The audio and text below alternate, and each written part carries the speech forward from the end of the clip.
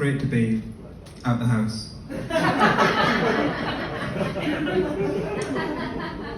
So I find kind of dating like especially difficult because I move around a lot with kind of comedy. I moved here like a couple of months before the festival, and for the first 2 weeks I lived in a hostel because my life's amazing. Has anyone here lived in a hostel before? More than like a week? No, everyone's lives are great. So I'll explain what it is. So basically, it's like a hostel. So like you sleep in a room with a bunch of strangers, a lot of which who are leaving the country the next day with your iPad. Long story short, I'm selling iPads. Good price.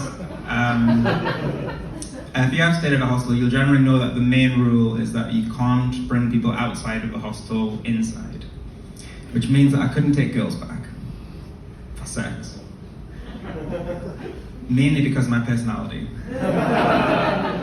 Like I found out they had that rule after I left the hostel.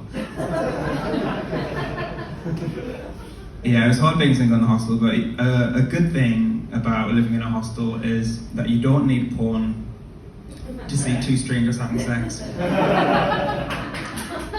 Yeah, on the third night at the hostel, there was a guy and girl having sex in the bunk bed across from me, and there was a guy in the room masturbating to it. I'm not proud of it. It just happened. This is kind of called Tinder Tales. I'm not really on Tinder. My main dating app is Bumble. Anyone here on Bumble? A few people at the back. I'll explain. I don't know why that's funny. So I'll explain what it is for the rest of the kind of crowd. So basically, Bumble, it's a dating app where girls message first. Like I got a message from a girl on Bumble about 2 weeks ago, which said, "Hey, I'm looking for someone who is rich, good looking, and regularly takes me to expensive places and buys me expensive things." Wow. Yeah. I replied, "Me too. Maybe if we work together, we can help find that person." She says she likes to work alone. Yeah, I don't really say that I'm single. Like I much prefer the term like in a relationship with myself. And I'm confident it's a long-term relationship. Like I take myself out to dinner, have my way with myself. Like especially since I paid for the dinner. I mean, we already live together. I've met my parents. It's getting serious. But no, I think it's kind of difficult dating, especially as a comedian. But I think that one of the worst things I hate about dating is like that really unfair double standard between like men and women when it comes to like multiple sexual partners. So like when a girl says she has sex with like a lot of different guys compared to like if I say I've had sex with a lot of different girls, people will say things to me like, "You're a fucking liar," and they haven't.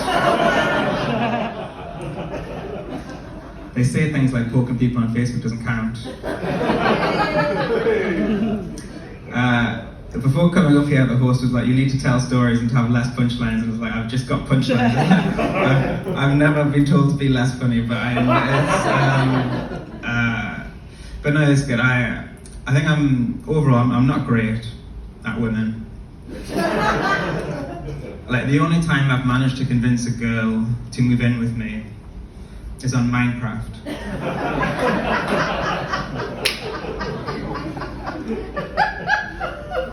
I don't want to stop you laughing. And Minecraft's alright for getting puss.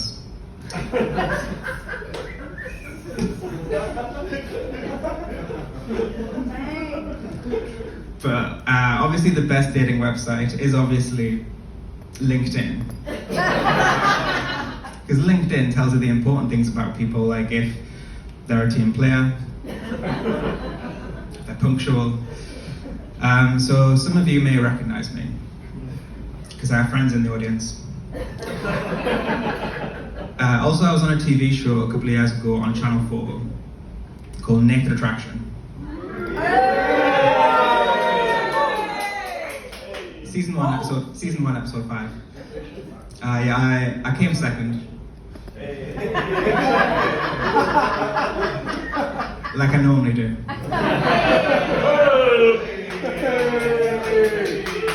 Good idea. Thank you. You are my favourite audience member. This is the yeah. If you've not seen Naked Attraction, then you're obviously not my parents. So basically, it's an unconventional dating show. So basically, all the contestants are naked and they're revealed section by section, but not from the head down, but from the genitals up. It's by far the best way to be revealed on TV for the first time to all your friends and family. It was good exposure. Yeah, I've never sent a dick pic before. True story. But now if anybody asks, I can send them a link to a high definition dick video with amazing production value. So I think that is my time. If anyone wants to follow me after this, it's at Andrew Tubman2 on OnlyFans. Bumble, at Andrew Tubman2, I £3 subscription.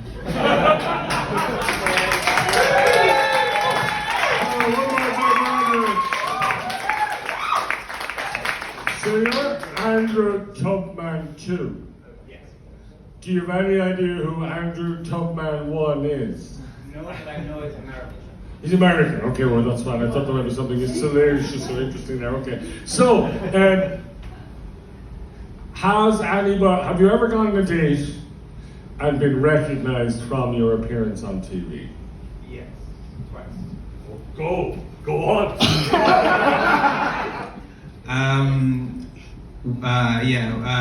One time it was kind of like from a Bumble date, and it was like she pretty much like it was one of her first things that she said. Like when we got to the restaurant, it's like, "Hey, I've seen your Naked Attraction episode."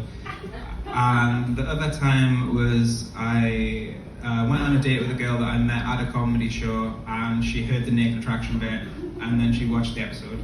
And then I got a date. So. And she went out with you afterwards, so that was good. Go next. Okay.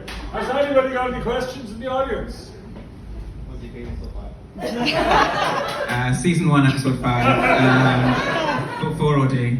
How did it feel going on Naked Attraction? Pretty good. I felt like kind of like it was a way for me to challenge kind of like body dysmorphia. It was a way for me to feel like more comfortable with myself. But it was there was like this guy like he had like the biggest penis, and he was the biggest penis. He pretty much came in there like, you guys can go home, like I've got this, and like he came third. But